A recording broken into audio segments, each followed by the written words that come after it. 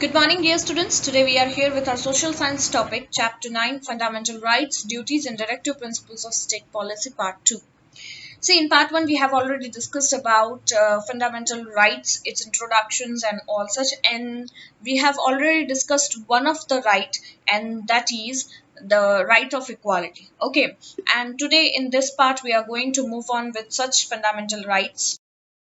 So the second our fundamental rights is right to freedom. Fine. So the Constitution of India provides the citizens of India six types of freedom which are as under. See, our constitutions have given us six types of freedom. Okay, so let's read out which six types of freedom we have as a citizen of India. First is freedom of speech and expression. Second is to assemble peaceful without arms. Third, to form associations or unions. Fourth, to move freely throughout the territory of India. Fifth, to reside and settle in any part of the territory of India. Sixth, to practice any profession or to carry on any occupations, trade or business. So these six, we can say, rights of freedom given by our constitution. So let me continue it in detail. See, first is freedom of speech and expression, right? Freedom of speech and expression, in the sense we can say that our Constitution of India has given us right of freedom of speech, right, to all the citizens. Matlab ke we can able to speak up when we feels that something is going wrong, right, with the help of or in the way of media we can say, right.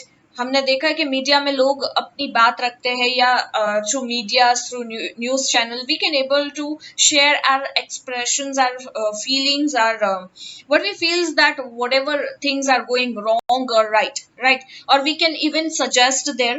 Okay so अब तो ऐसा है कि medias है या ऐसे social medias इतना हद तक बढ़ गया है कि wherever we want we can able to express this. Fine, but somewhere we should remember that every freedom have its limitations, so we should not cross this limits.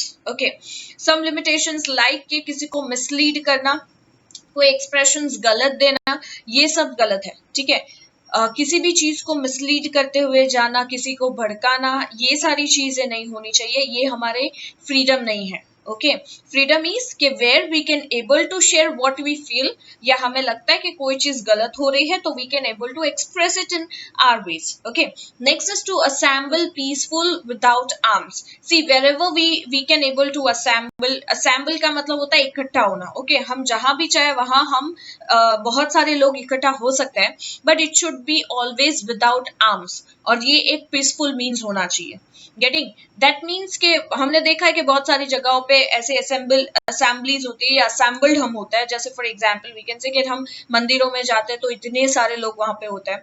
अब यूजुअली हम देखते हैं कि टेररिस्ट अटैक्स कहाँ होते हैं, जहां पे गैदरिंग होती है, where numbers of people gathered. Fine, so it is very important कि आप असेंबल हो, आपको कोई मना नहीं करता, but it should be for peaceful manner and without arms. ठीक है, आप वहां पे कोई गलत इरादा ले जाके या कुछ गलत टेररिस्ट अटैक जैसा नहीं कर सकते. Okay, this is not allowed in the sense कि फ्रीडम का ये मतलब नहीं कि हम जो चाहे वो कर सकते हैं क्योंकि गवर्नमेंट ने हमें आजादी दी है.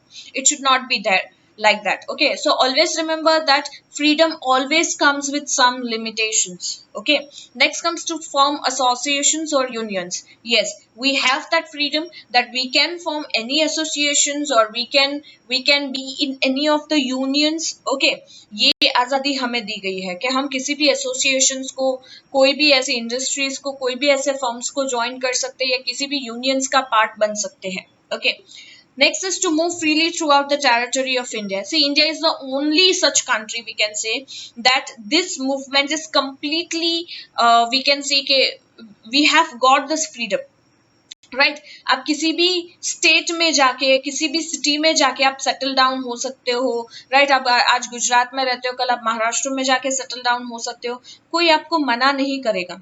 जैसे एक इश्यू जम्मू एंड कश्मीर का हमेशा से रहा है कि Jammu and Kashmir people can able to settle down anywhere they want in India, right, but we right जो जम्मू और कश्मीर के बाहर के हम सब जितने भी हैं, we can not able to go there और we can not able to settle down there और we can not able to buy the properties and so on, right. But after this के अब ये जो फ्रीडम मिल गई है, अब जो नए रूल्स आए हैं, राइट, जेके के, दैट इज जम्मू और कश्मीर के, उसके बाद ये फ्रीडम अब है कि अब आप वहां पे आप बिजनेस कर सकते हो, आप वहां पे प्रॉपर्टी खरीद सकते हो, राइट, जो पहले पॉसिबल नहीं था। ठीक है।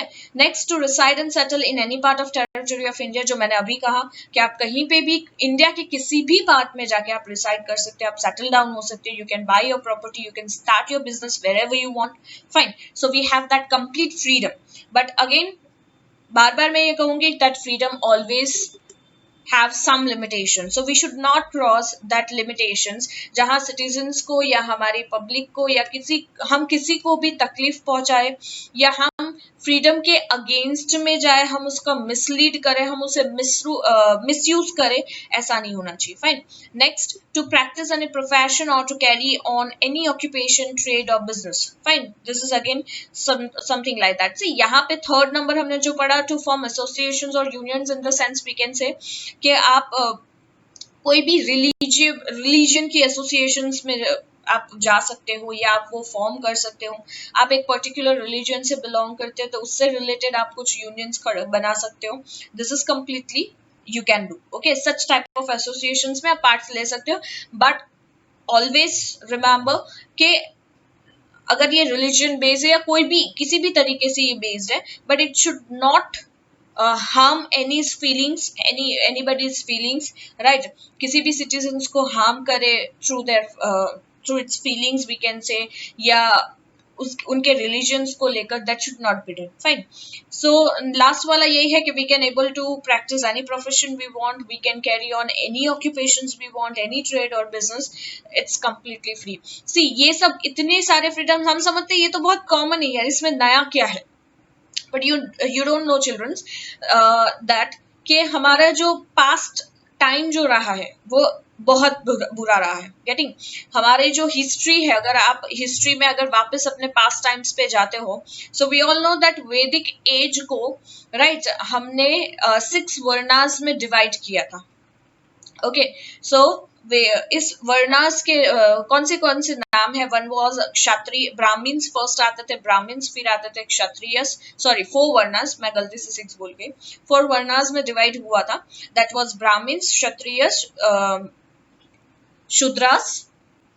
Yes, so there are 4 varnas according to our Vedic system, और वैदिक सिस्टम के हिसाब से वो 4 वर्णास को इस तरीके से डिवाइड किया गया था, that is according to their profession, right? So that 4 varnas are Brahmin, then comes Kshatriyas, Brahmins, we all know Brahmins, according to that time और Vedic age, हम Brahmins को usually उस वक्त हम ऐसे treat करते थे कि जो हमारे religious guru है या who is a teacher, we treat them as a teacher and gurus, fine। then comes Kshatriyas, Kshatriyas को हमने second number दिया था। see ये जो वर्णास है वो हमने प्रोफेशंस के बेस पे डिवाइड किए थे, it's not on the base of religion, it's not on the basis of caste और creed, fine. So Kshatriyas we can say the kings and all such, के किंग्स हमारी रक्षा करते थे पब्लिक की, ओके। सो ये एक बहुत इंपॉर्टेंट काम है जो वो करते थे, एंड वो हमें सिक्योरिटी देते थे, हमें फुलफिलनेस करते थे, राइट, हमें डेवलप करना, और वो सब क्षत्रियस का काम होता था उस वक्त। So that's why it is the second most important thing, and that's why उसने सेकंड नंबर दिया गया। Third comes Vaishyas.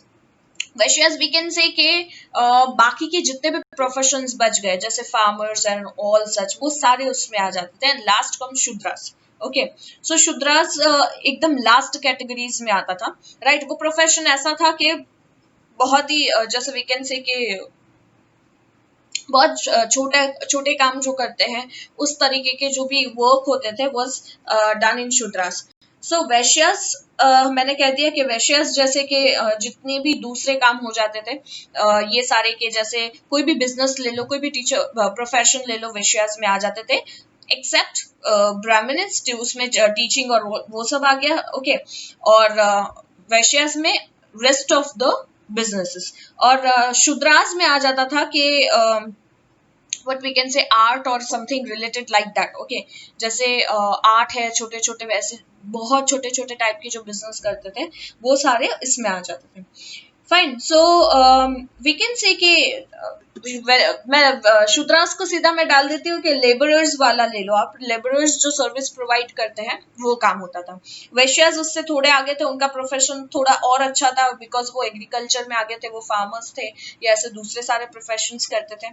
ठीक है. So in short I want to say कि ये जितने भी वर्णास मैंने डिस्कस किए, it was completely divided on the basis of profession. There was nothing related to, it was nothing related to I can say with religion, caste or creed. But what happened कि ये बात ये varnas represent हुए early वैदिक as में. And then comes later Vedic as. Letter Vedic as में इसकी जो प्रेजेंटेशन है वो कंप्लीटली लोगों के माइंड में चेंज कर दी गई. एंड इंस्टेड ऑफ ये वर्णास को प्रोफेशनली ट्रीट करने के बदले people started treating it as a religion based और कास्ट क्रीड के मैनर्स में. सो उनके हिसाब से ब्राह्मण तो उच्च स्तर के हो गए, राइट, क्षत्रिय ऊपर आ गए. सो क्या होता था कि पहले ऐसा नहीं था. पहले जो अगर शूद्रास है तो शूद्रास अगर हार्ड वर्क कर रहा है, अच्छा काम कर रहा है, अगर वो डेवलपमेंट कर रहा है तो वैश्यास में आ सकता है. वैश्यास इस तरीके से अगर ऐसे काम कर रहे हैं so they can also come in Kshatriyas. It was not something like that. Fine. Professions हम चेंज कर सकते थे but in later Vedic age it was completely strict. Brahmin है वो ब्राह्मण ही रहेंगे. फिर भले उनके बच्चे चाहे वो ब्राह्मणिज्म को फॉलो कर रहे हैं, नहीं फॉलो कर रहे, बट बिकॉज ही और she has born in Brahmin family and that's why they have given such importance. Kshatriya है, राजा है तो राजा के ही गिनाएंगे. वेदर वो हेरिडिटरी में जा रहे हैं या कंप्लीटली हेरिडिटरी को फॉलो करना, फाइन, उन्हें वही स्टेज मिलेगा.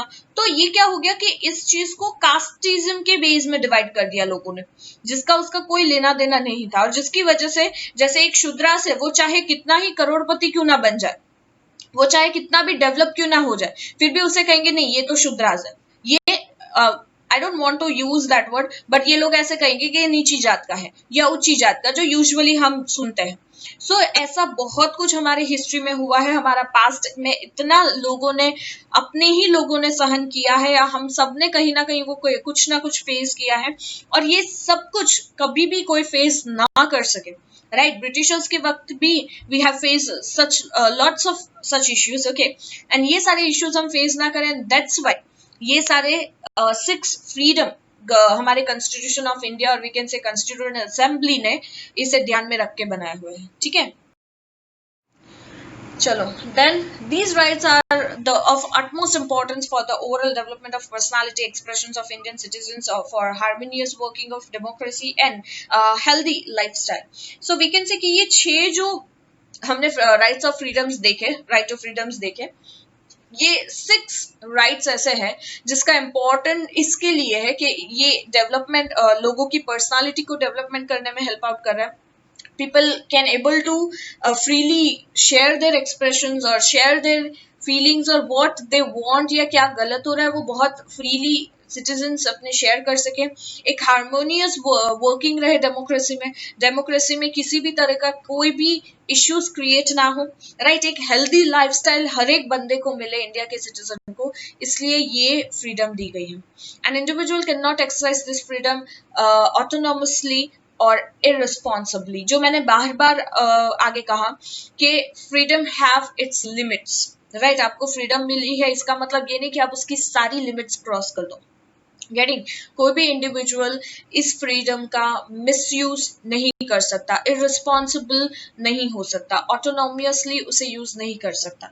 Okay, there is always a limitations. और इसमें भी हमारे कंस्टिट्यूएंट असेंबली ने भी इसके लिमिटेशन सेट किए हैं. The state can control and limit these rights to freedom if they go against the welfare, peace and security of the society. और ये कब होगा, राइट, कि कोई भी स्टेट इस लिमिट्स को कंट्रोल में कब ले सकती है कि अगर कोई भी बंदा, राइट, इसके जो फ्रीडम को, राइट, किसी भी तरीके के मिसयूज कर रहा है, ओके, लोगों के वेलफेयर के अगेंस्ट जा रहा है, पीस और सिक्योरिटी के या सोसाइटी के अगेंस्ट जा रहा है, तो वो फ्रीडम या वो राइट टू फ्रीडम उससे ले लिए जाएंगे. या उसे कंट्रोल करने के लिए फिर गवर्नमेंट जो भी अपना स्टेप ले सकती है. This has been clearly mentioned in the constitution. It has been stated in the constitution how the rights are exercised. और ये सारी चीजें constitutions में बहुत ही clearly mentioned की है. Indian citizens have been given the freedom of speech and expression.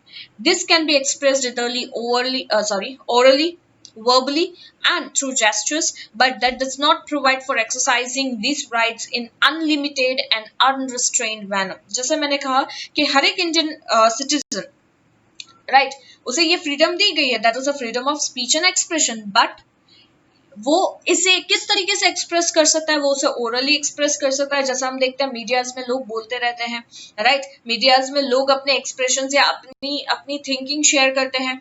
Verbally express कर सकता है, orally and verbally we all know, या किसी भी तरीके से जेस्चर से, अपने हाव भाव से हमें पता चल जाता है कौन क्या कहना चाहता है. सो आप अपने एक्सप्रेशंस, आप अपनी थिंकिंग को कैसे भी शेयर कर सकते हो, बट ऐसा कुछ भी नहीं होना चाहिए कि आप उसे अनलिमिटेड वे में ले जाओ, या आप फिर किसी और सिटीजन की फीलिंग्स या उसके इमेज या उसकी फिर इंसल्ट कर दो, या उस तरीके से गलत वे में ले जाओ, या मिसयूज करो, या अनरिस्ट्रेन्ड मैनर में आप उसे यूज नहीं कर सकते. ठीक है. So this it's also have limitation. Certain necessary control and limitations have been stated in the constitution. ऐसा ना हो जैसे मुझे तो ये फ्रीडम है, मैं तो कुछ भी बोल सकती हूँ, बट आप जो बोल रहे हो आप अपनी मर्जी से कुछ भी बोले जा रहे हो, बट सामने वाली की जो इमेज है, उसकी जो वैल्यू है, वहां पे उस पर असर हो रहा है. सो इट शुड नॉट के आपके पास फ्रीडम है तो you are using it in any manner. Getting. So ऐसा नहीं होना चाहिए. Use your rights, right. कैसे यूज करना है कि इन सबका भला हो. Getting. All citizens should have their welfare. सबकी इसमें वेलफेयर छुपा हो, सबका पीस, सिक्योरिटी और वो सब हो, right, in that manner only. So constitution ने ये लिमिटेशंस, ये कंट्रोल को कोई क्रॉस ना करे, उसके लिए भी कुछ रूल्स रेगुलेशन सेट किए हैं. The state can put required control through law and order for maintaining the unity and integrity of India, safety of the state, for amicable relations with foreign nations, public management and public peace, compromise and safety, morality, discipline, contempt of court, defamation, and provoking violence for crime. Right? अब constitution, according to constitutions, क्या limitations या क्या rules और regulations set किए हैं कि कोई भी state अपनी स्टेट में वो एक कंट्रोल क्रिएट कर सकता है थ्रू लॉ. राइट. अगर आप किसी भी राइट्स के अगेंस्ट जा रहे हो, राइट, या आप किसी भी राइट को मिसयूज कर रहे हो, तो लॉ के थ्रू, राइट, क्या किया जा सकता है, उसे कंट्रोल किया जा सकता है, आपको पनिश किया जा सकती है, आप पर पेनल्टी चार्ज की जा सकती है, इन सो मैनर अकॉर्डिंग कि आपने किस लेवल तक आपने वो गलती की है. Right. Order for maintaining the unity, वो यूनिटी को मेंटेन करने के लिए कोई भी स्टेप्स ले सकते हैं. इंटीग्रिटी ऑफ इंडिया को, इंटीग्रिटी यानी इंटरनल, हमारा जो कंट्री है, हमारा इंटरनल जो यूनिटी है वो टूटना नहीं चाहिए. उसके बेस पर जो भी स्टेप लेना चाहे स्टेट ले सकती है. Safety of the state for amicable relation, दूसरा के फॉरेन कंट्रीज के साथ, फॉरेन नेशंस के साथ अगर कोई स्टेट जुड़ा हुआ है या स्टेट के सिटीजन्स किसी भी तरीके से जुड़े हुए हैं, तो ऐसा कुछ ना हो कि फॉरेनर्स के साथ हमारे रिलेशंस बिगड़े और जिसकी वजह से हमारी कंट्री के किसी फॉरेन कंट्रीज के साथ रिलेशंस बिगड़े. सो ये सारा ध्यान रखना भी एक स्टेट की रिस्पॉन्सिबिलिटी है. एंड ऑल्सो अगर ऐसा कुछ होता है तो इससे रिलेटेड जो भी पनिशेबल होगा, राइट, वो स्टेट कर सकती है. Fine. Public management, public peace रखना, that's very important. Compromise and safety, right, कैसे कंप्रोमाइज करके किसी की सेफ्टी के लिए कैसे वर्कआउट करना, ये सारे decisions is to be taken by the state according to the requirements. Right. Morality, discipline, contempt of court, defamation. Contempt of court, defamations यानी आप कोर्ट के रूल्स और रेगुलेशंस के अगेंस्ट जा रहे हो. गेटिंग. आप कोर्ट की इंसल्ट कर रहे हो. कंटेम्प्ट ऑफ कोर्ट यानी कोर्ट की इंसल्ट कर रहे हो एनी हाउ, या उसके रूल्स फॉलो नहीं कर रहे हो, या आप वायलेंस को प्रोवोक करने की कोशिश कर रहे हो. प्रोवोक करना यानी किसी को व्हाट वी कैन से के प्रोवोकिंग, आई कैन से कि किसी को भी क्राइम के लिए उकसाना. ठीक है, कि ये करना चाहिए. या हम देखते हैं कि ऐसे बहुत सारे हमने ऐसे देखे. टेररिस्ट क्या होता है, टेररिस्ट को वो है तो लास्टली ह्यूमन बींग्स, पर कहीं ना कहीं कोई ना कोई उसे प्रोवोक करता है to being terrorist. Fine. So in that manner, so state have all such limitations कि अगर राइट टू फ्रीडम से रिलेट अगर कोई भी लिमिटेशंस क्रॉस होती है, so state have that power, right? According to the constitutions they can able to follow all such. Fine. It is the authority of the judiciary whether these many limitations are appropriate or inappropriate, right? और दूसरा क्या होगा कि ये judiciary के authority में आता है कि ये जितने भी limitations है वो appropriate है या नहीं है appropriate. ओके, सो ये appropriate है या नहीं है, ये डिसाइड कौन करेगी? हमारी judiciary. Fine. The purpose behind the freedom of press through which ideas and opinions put forth for public welfare has not been separately mentioned, right? दूसरा कि यहाँ पे जो एक पर्पस दिया है that is freedom of press. आज देखो कि media, news channels, media can do anything, right? हर एक गवर्नमेंट ऑफिसर को, हर एक मिनिस्टर को ये होगा कि अगर हम कुछ गलत कर रहे हैं तो मीडिया रिप्रेजेंट करेगी हमें, या मीडिया के अगेंस्ट कोई नहीं जा सकता. But we have found somewhere कि अब कहीं ना कहीं मीडियाज भी समवेयर मिसलीड हो रही है. जितनी मीडिया क्रेज, डिजिटलाइजेशन हो रहा है, उतना ही मीडिया भी मिसलीड कर रही है लोगों को. Getting, so it's very important कि हमें अपना एक सेंस ऑफ अंडरस्टैंडिंग होना चाहिए कि लोग किस तरीके से आपको प्रोवोक कर रहे हैं, क्या सही है क्या गलत है, राइट? पब्लिक जहां इतनी सारी जा रही है उसके पीछे हम भी दौड़े, it's not true, right? Majority के पीछे बहुत बार बहुत सारे गलत डिसीजंस हो जाते हैं. फाइन. सो यहाँ पे जो पर्पस है freedom of press through which ideas, so actually ये पर्पस ये था कि प्रेस के थ्रू हम लोगों की बात समझे. गेटिंग, पब्लिक क्या सोचती है गवर्नमेंट के बारे में, पब्लिक की क्या रिक्वायरमेंट्स है, राइट? गवर्नमेंट को लेकर, या पब्लिक क्या चाहती है कि गवर्नमेंट कैसी हो, उसके बेस पर they can able to take decision. Fine. So public welfare को यहाँ पे क्या कहा है कि opinions put forth for public welfare. तो यहाँ पे मीडियाज के ओपिनियंस को क्यों लिया जाता है? सो दैट के वो समझते हैं कि ये एक पब्लिक वेलफेयर का काम है, right? Has not been separately mentioned, और इसको अलग से मेंशन नहीं किया गया, ये फ्रीडम ऑफ प्रेस में ही ये सब कुछ आ जाता है. It can be include in the right of expression, उसको राइट ऑफ एक्सप्रेशन में भी इंक्लूड किया गया है. The latest amendment of 2009 in Constitution of India confers free and compulsory primary education for the children between 6 to 14 years. अब freedom, जैसा हमने देखा, राइट टू फ्रीडम हमें हर तरीके से दिया गया है, तो हर एक बच्चे को भी क्या मिलना चाहिए? एडुकेशन मिलना चाहिए. तो लेटेस्ट अमेंडमेंट यानी चेंजेस, ओके, गवर्नमेंट के रूल्स और रेगुलेशंस है. आई कैन से कि कॉन्स्टिट्यूशन में जब रूल्स और रेगुलेशंस में time to time required changes जब आते हैं तो उसे हम कहते हैं अमेंडमेंट. ठीक है, तो हमारा जो लेटेस्ट अमेंडमेंट अभी तक का लास्ट आया था दैट वाज ऑफ 2009 का था, freedom of right to freedom के लिए. सो कॉन्स्टिट्यूशन में 2009 का जो अमेंडमेंट आया था उसमें इंडिया ने कन्फर किया था ये, या इंडिया ने डिक्लेयर किया था कि 6 to 14 years तक फ्री और कंपल्सरी प्राइमरी एजुकेशन बच्चों को मिलेगा. That is, we can say in government schools they are providing. Fine. If a person is not convicted for a crime, then he cannot be sentenced to punishment or more punishment than the one prescribed by the law, cannot be given the punishment than once, cannot be given to the same convicted person. See, ये समझना बहुत important है. If a person is not convicted for a crime, okay, कोई भी person अगर किसी भी person को क्राइम करते हुए या क्राइम उसने कन्विक्ट नहीं किया है, गेटिंग, कन्विक्ट का मतलब होता है वी कैन से कि the person is innocent, okay, और नॉट कन्विक्टेड यानी innocent, but convicted means having been declared guilty.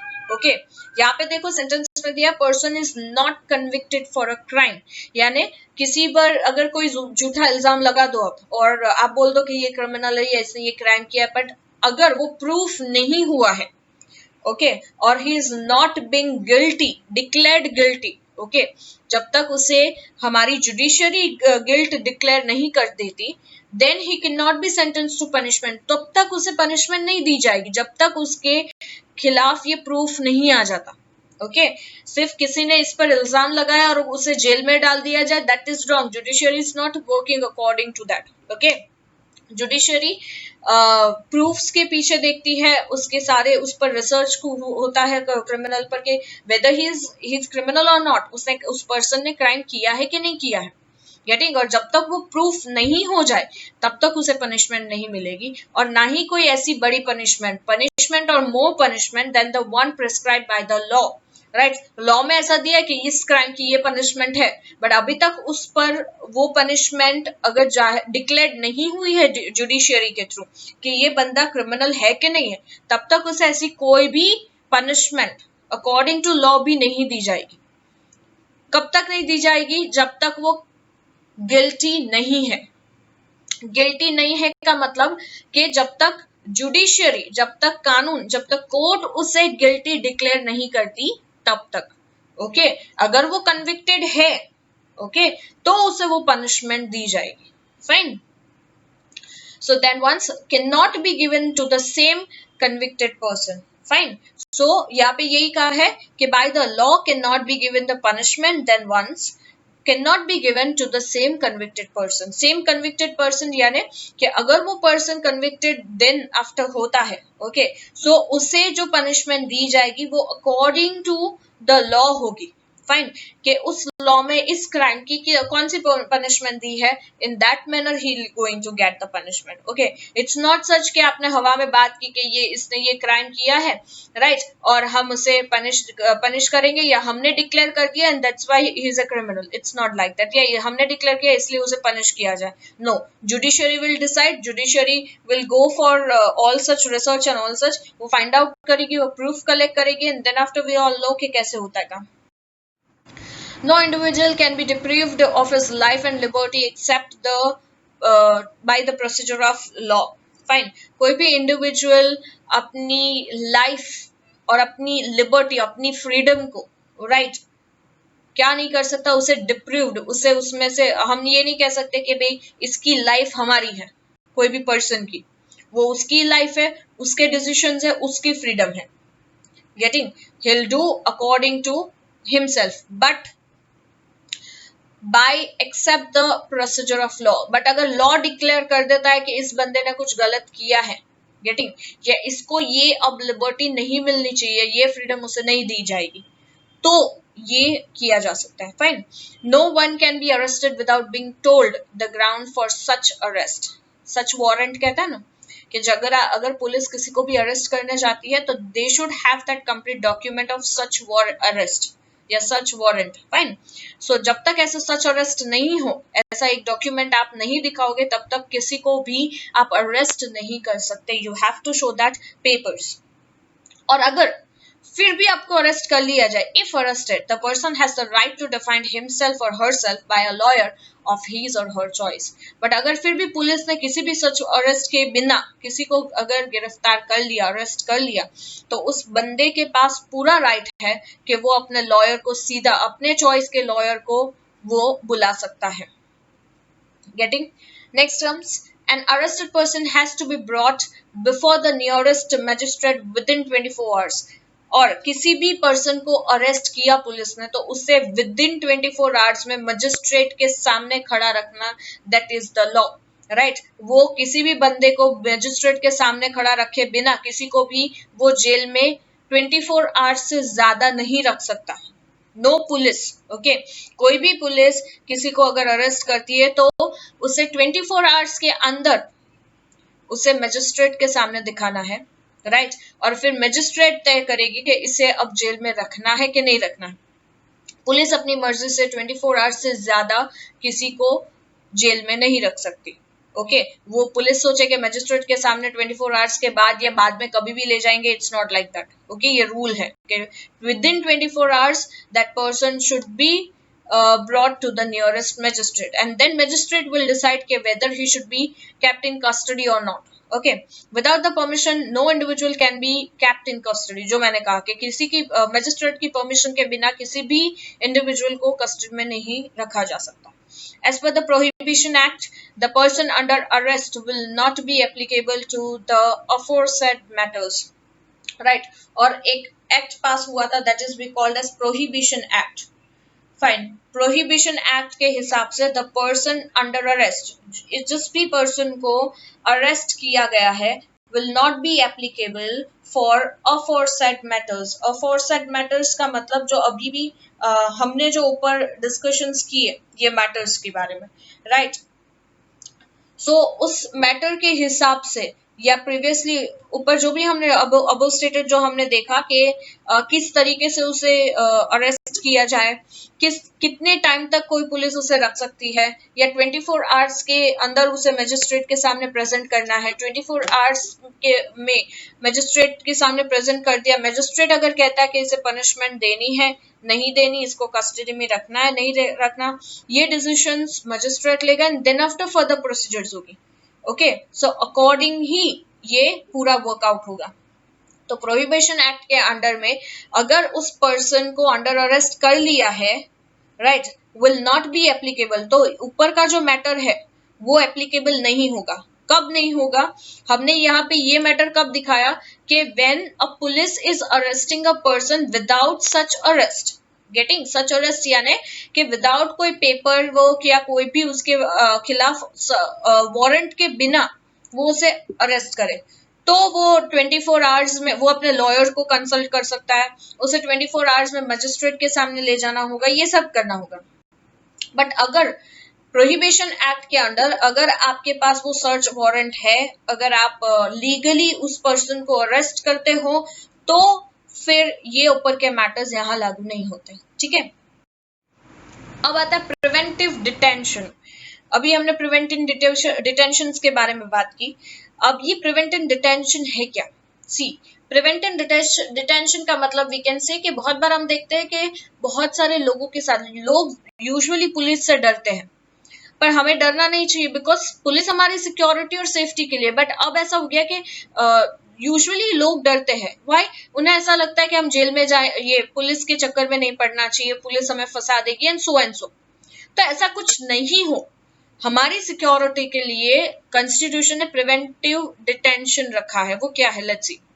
If the state anticipates any criminal deed or activity from any person, then as a precautionary measure, that person can be detained by the state under an preventive detention act. अब first act, इस act का law क्या है वो मैं समझाऊं। Preventive detention act में क्या बोला गया कि कोई भी स्टेट ये डिक्लेयर करता है या एंटिसिपेट करता है किसी भी क्रिमिनल डीड को, राइट, किसी भी क्रिमिनल डीड यानी कोई ऐसा काम जो क्रिमिनल्स करते हैं, ओके, उसे अगर स्टेट ने कह दिया कि ये क्रिमिनल एक्टिविटी है, जैसे टेररिस्ट या टेररिस्ट जो भी एक्टिविटी करते हैं, this is be called criminal deed, fine, और activity from any person, then, और ऐसी किसी भी पर्सन के पास या किसी भी पर्सन ने ऐसी कोई एक्टिविटी की है which we called criminal deeds, okay, then as precautionary measures यानी लोगों की सेफ्टी के लिए उस पर्सन को डिटेन्ड किया जाएगा बाय द स्टेट, राइट। वो पर्टिकुलर स्टेट किसी भी पर्सन को उस वक्त के लिए डिटेन्ड कर देगी, ओके। डिटेन्ड मतलब समझते हो? व्हाट इज डिटेन्ड करना? डिटेन्ड मतलब to keep someone from proceeding by holding them back और making claims on their attentions, right. किसी को उस जैसे ये बंदा क्रिमिनल, उसने कोई एक्ट किया है तो वो आगे और कोई क्राइम ना करे या और किसी को तकलीफ ना पहुंचाए, इसके लिए उसे जेल में रखना या ऐसा कुछ भी करना, ठीक है, उस लोगों की सेफ्टी के लिए उसे डिटेन्ड करके रखना, ऑफिशियली सीज करके रखना, वी कैन से, फाइन। तो ये है प्रिवेंटिव डिटेंशन एक्ट, एक हमने पढ़ा। Next comes the purpose of this act is not to punish a convict. इसका जो पर्पस है वो किसी भी पर्सन को पनिश करना नहीं है, राइट, उस कन्विक्ट को पनिश करना नहीं है, but to stop him from doing any criminal activity against society और एनी इंडिविजुअल। सो वो अगर क्रिमिनल डीड करने जा रहा है या वो करने वाला है, राइट, या वो कर चुका है ऐसी कोई एक्टिविटी, ओके, सो उसे हम अभी उस फर्स्ट मेजर में हम उसे पनिश नहीं कर रहे उस कन्विक्ट को, बट हम उसे रोक रहे हैं कि वो ऐसी कोई भी क्रिमिनल एक्टिविटी सोसाइटी के अगेंस्ट ना करे या किसी भी इंडिविजुअल के अगेंस्ट ना करे। Under this act a person can be detained not more than 3 months, okay. इस एक्ट के अंदर एक पर्सन को जिसने ये क्रिमिनल एक्टिविटी या डिड करने की कोशिश की है, राइट, या उसने किया है, उस पर्सन को 3 महीने से ज्यादा डिटेन करके नहीं रखा जा सकता। यानी 3 मंथ्स के अंडर उसका एक सॉल्यूशन लाना होगा कि वेदर हमें उसे कोर्ट में रिप्रेजेंट करना है या हमें उसके खिलाफ कोई प्रूफ फाइंड आउट करने हैं, या ये क्रिमिनल डीड किस हद तक गया है, क्या पनिशेबल होगा, किस तरीके से करना है, ये डिसीजंस ले लिया जाएगा। 3 मंथ से ज्यादा हम उसे रोक के नहीं रख सकते। The detention or order can be cancelled based on the opinion of the judges of the Supreme Court or members of the advisory board. उसकी डिटेंशन, उस पर्सन की डिटेंशन या उसके ऑर्डर्स को कैंसिल कर सकता है कौन? On the basis of this opinion of the जज ऑफ सुप्रीम कोर्ट। या तो सुप्रीम कोर्ट के जजेस के ओपिनियन पर उसके डिटेंशन रोका जा सकता है, उसके ऑर्डर्स कैंसिल किए जा सकते हैं, या फिर कोई भी मेंबर ऑफ एडवाइजरी बोर्ड चाहे तो ये डिटेंशन उसका रोक सकते हैं। The state can decide the term of detention. हर एक स्टेट अपना टर्म ऑफ डिटेंशन खुद डिसाइड करती है। जैसे 3 मंथ्स यहाँ पे बोला है, या फिर कोई ऐसी स्टेट है जो ऐसा लगता है कि भाई नहीं 3 मंथ्स नहीं, इसे 2 मंथ्स के लिए या 4 मंथ्स के लिए, depends on the state. Fine. So now I'm ending this lecture here. हमने बहुत सारे आज राइट्स पढ़े हैं. Hope you understood this lecture very well. बाकी के जो भी बाकी है, we'll continue in next topic. So bye, see ya, take care all of you.